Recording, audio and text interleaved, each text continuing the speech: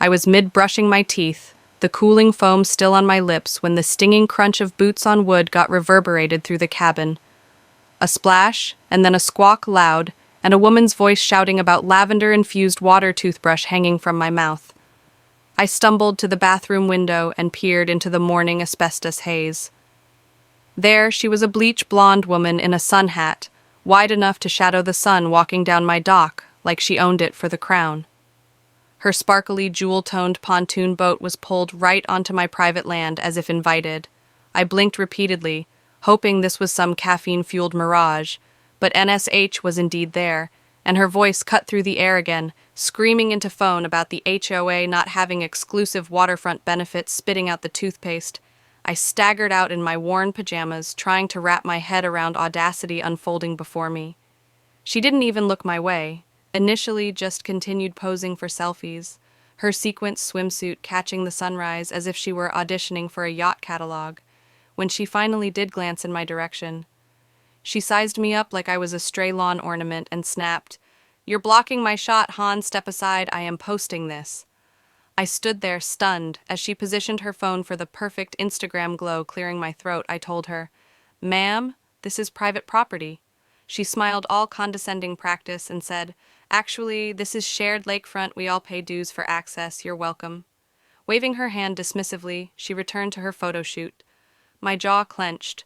This wasn't just any dock, it was constructed by my grandfather, plank by plank on land our family had owned, since before the cookie-cutter mansions of Willow Lake Estate sprouted across the water. Our cabin, curled at the tip of a dirt road, was a remnant of a world prior to HOAs and their constant newsletters. This dock did not belong to them. It belonged to me. I made another attempt more firmly. This time, "Ma'am, this dock isn't public. You need to make your boat move." She tittered at a caustic, bitter sound and told me, "If you did not want others here, perhaps don't construct a dock so easy to push up against." Her words stung like a blow, but it was her fiery tone, as if she'd already won. Then I saw she wasn't alone.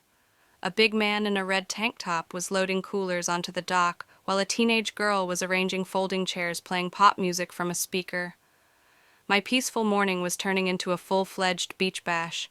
I insisted they leave, but the woman Lydia I'd come to find out, vice president of the Willow Lake, lowered her sunglasses and told, "Take it up with the board, Han. This lake is in front of our community. It's public good luck." She grumbled something about hashtags and filters, then looked back at her phone, seething. I stormed inside and rummaged out the old property binder my grandfather stored in the hall closet. Pages of surveys, receipts, and a county-stamped deed verified what I knew. The dock, the shoreline, even 20 feet into Willow Lake were ours. A letter from the county specifically exempted our property from HOA regulations.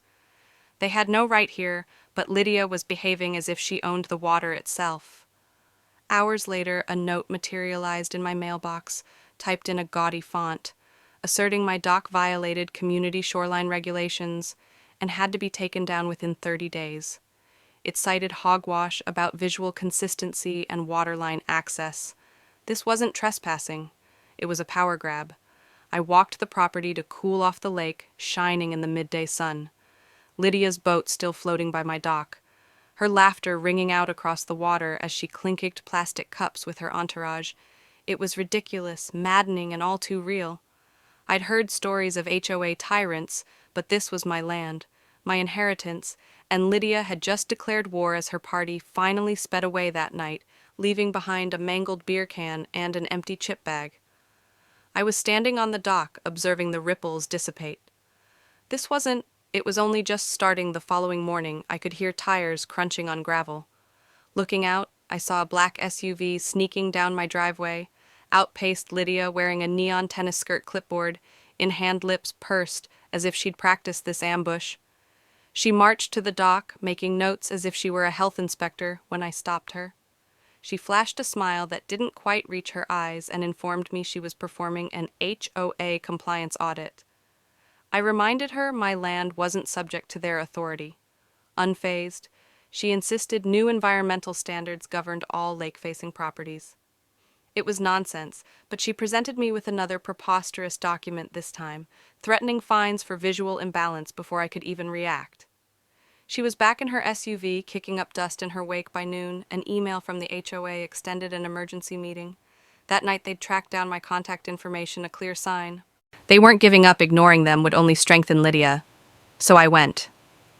The Willow Lake Clubhouse was a clinical box of beige walls and folding chairs, filled with neighbors glowering at me like an outsider. Lydia, wearing a vice chair name tag, ran a meeting like a dictator, running down violations, obviously targeted at me. Loud boats, non-standard docks, unapproved gatherings. She broke out a laminated map redrawn to put my property in an HOA expansion area. It was a flagrant forgery. I raised my hand, barely holding back laughter, and asked how they could redraw land they didn't own. Lydia prattled on about satellite updates and lakefront lifestyle. But a voice cut through the din. Walter, a retired surveyor with thick glasses and no-nonsense attitude. He stood and destroyed her arguments, explaining that property lines aren't altered by committee. The room buzzed. Neighbors whispered. Lydia's smile weakened and she hastened to close the meeting. Walter approached me, subsequently proposing to go through my papers. He recalled my grandfather and was aware that our land dated back before the HOA. Thankful, I invited him over to the cabin. I went through the binder and discovered a sealed envelope. Its wax-aged inside was a 1973 grant, providing my family not only the shore, but the lake bed itself, full legal authority of Willow Lake's foundation. I read it out loud. Heart racing, Lydia wasn't just on my dock, she was trespassing on my lake. Walter confirmed its rarity. Owning the lake bed meant I could restrict boats, docks, even swimmers. The HOA's whole claim was a house of cards. I went to the county recorder's office where a clerk verified the grant's validity, printing a certified copy. Back home, another HOA letter waited, this time threatening to tell my doc. Lydia was escalating, unaware she was outgunned. That night, I saw her throw a tacky bow party, waving at neighbors like a pageant queen. The irony was rich. She was celebrating on a lake I owned. Walter encouraged me to document everything: photos, videos, timestamps. I taped the grant permitted by the doc's initial markers, capturing every aspect of my property. Lydia, in the meantime, spread rumors I was a squatter, even unstable. But cracks were beginning to form. A neighbor slipped me a note stating they supported me. The tide turned at the county courthouse. I asked for an official confirmation of ownership. The registrar deputy, after consulting maps and files, nodded in agreement. My claim was rock solid. I posted signs to the trees near the dock: private property lake, bed and shoreline trespassers towed. One disappeared overnight, dented and thrown into the lake, boot prints in the mud. Lydia's message got through, but mine would be heard. Walter assisted with writing a cease and desist against the HOA for harassment and encroachment. Then the county sent a code enforcement notice, initiated by their doctored maps, was served to Lydia Midmosa on her boat. From my porch, I saw her face twist, confusion, then angry. The deputy handed her the envelope. Lydia called an emergency HOA meeting, spinning the notice as a misunderstanding. But rumor spread, and neighbors questioned her authority. 3 families left the meeting early. One waving at me as they passed. Another neighbor, Sarah, wrote, urging me to address a town council meeting on HOA abuse. I hadn't responded, but her words stuck. I continued to document. Trail cameras caught Lydia's husband, vandalizing my sign, dumping it into the lake. Every step she took was another nail in her coffin. Next came the HOA's last gimmick. 2 men in khaki shirts, portraying themselves as compliance inspectors, measured my dock and placed an orange tag on it, threatening to have it removed. I demanded their credentials. They flashed flimsy badges and quoted mutual access points. I told them to depart, referencing my county-supported ownership. They smirked and left, but Walter and I filed a sheriff's complaint appending photos of their tire tracks and bogus notice the deputy side, claiming the HOA had gone too far, prior to us getting ready for court, bringing a lawsuit for trespassing, harassment, and damage to property supported by camera footage. The hearing was electrically. Lydia showed up in a pink suit, pulling her nephew as legal counsel.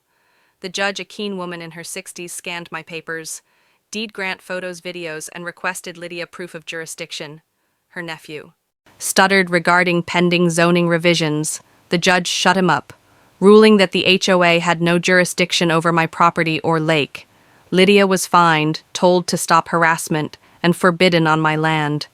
She blew up pointing at me, but the judge's gavel stopped her outside. She grumbled regarding appeals, but the crowd reporters' neighbors knew she'd lost.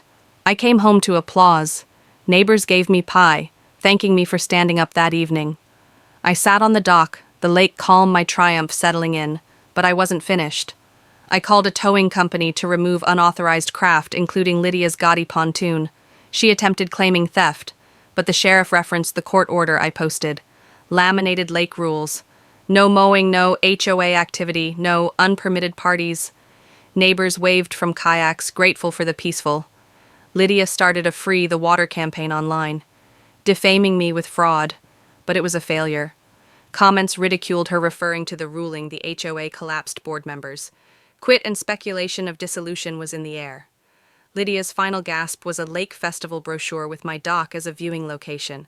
I sent a cease and desist, and the event disappeared. Neighbors nicknamed me Lake Lady. A badge of honor, a teacher asked to bring students for a nature walk. A couple hired the dock for their wedding. The lake wasn't for hoarding, it was for sharing. But on my terms, Lydia's house sold. Her boat remained impounded. Her influence gone. The lake was mine again, not just on paper, but in peace. One evening, I sat on the dock, tea in hand, the moon silvering the water. The fight changed me, but the lake hadn't. It was still my grandfather's inheritance, now mine to defend the HOA. A shadow Lydia, a fading one. I reclined, back soft, lapping waves, the only one, and smiled. Whatever came my way, I was prepared. The lake was mine,